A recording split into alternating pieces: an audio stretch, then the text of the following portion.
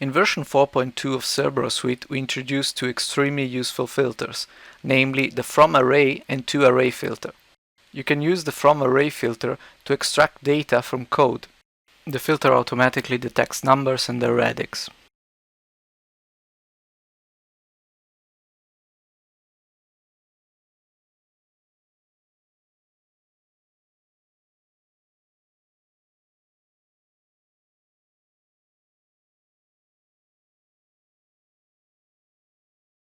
You can specify the size and endianness of each element. This is an incredibly useful and versatile filter. The ToArray filter does the opposite. It lets you define item prefixes, suffixes, and various types of separators.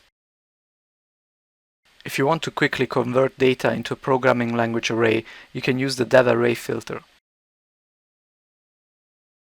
You can specify whether the items of the array are signed, their size, radix, endianness.